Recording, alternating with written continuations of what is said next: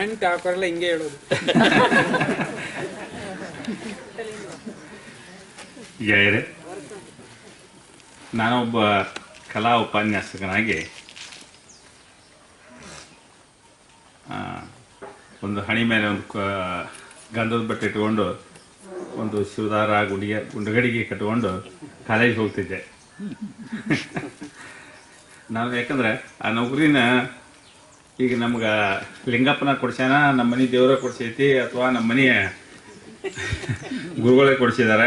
ಇಷ್ಟು ಭಾವುಕತೆಯಿಂದ, ಯಾಕಂದ್ರೆ ಅದಕ್ಕಿಂತ ಮೊದಲು ಓದಿದ ಮೇಲೆ ಕೆಲಸ ಇಲ್ಲ ಅಂದಾಗ ಯಾವುದೋ ಒಂದು ಕರ್ಮ, ಯಾವುದೋ ಒಂದು ನಮ್ಮನ್ನು ಕಾಡ್ತಾ ಇರೋ ಶಕ್ತಿ, ಹೀಗೆಲ್ಲ ತಿಳ್ಕೊಂಡಿದ್ವಿ ನಾವು ಮೊದಲು.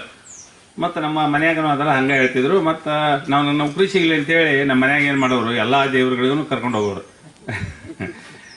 ಆಮೇಲೆ ಇಲ್ಲೇ ಪಕ್ಕದಾಗ ಒಂದು ಮಂತ್ರವಾಡಿ ಅಂತ ಐತೆ, ಅದು ಅಲ್ಲಿ ಸ್ವಾಮಿಗಳ ಹತ್ರ ಕರ್ಕೊಂಡು ಹೋದ್ರು. ಅವ್ರು ಹೋಗಿ ಕುಂದರ್ಸಿದ ತಕ್ಷಣ ನನಗೂ ಅದು ಏನು ಗೊತ್ತಿಲ್ಲ, ಅದ್ರ ಬಗ್ಗೆ ಭಾಳ ತಲೆ ಕೆಡ್ಕೊಂಡವನಲ್ಲ. ಅವ್ರು ಕೆಳಗೆ ಕುಂದರ್ಸಿ ಹಂಗ ತಲೆ ಮ್ಯಾಗ ಒದ್ರು ಭಾಳಷ್ಟು ಹೋದ್ರು ಅವರು. ಅವಾಗ ನಮ್ಮ ಮಾವ ಅದಕ್ಕೆ ನನ್ನ ಜೊತೆಗೆ ಬಂದಿದ್ದ ಅವನೇ ಹೇಳಿದ ಅಂದ್ರೆ, ಭಾಳ ಹೋದ್ರ ನೀನು ನೌಕರಿ ಸಿಗ ಈ ಸಲ ನೌಕರಿ ಸಿಗೋದು ಗ್ಯಾರಂಟಿ ಅಲ್ಲ ನಿನಗೆ ಅಂದ್ರೆ.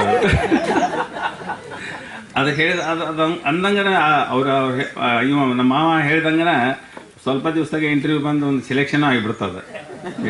ಸ್ವಾಮಿಗಳಿಗೆ ಹೋಗಿ ಈಗ ಅದು ಏನು ಕೊಡ್ಬೇಕು ಕೊಟ್ಟು ಬಂದು ಅದನ್ನ ಅಂತ ಮಾತು ಶುರು ಆಗ್ತದ.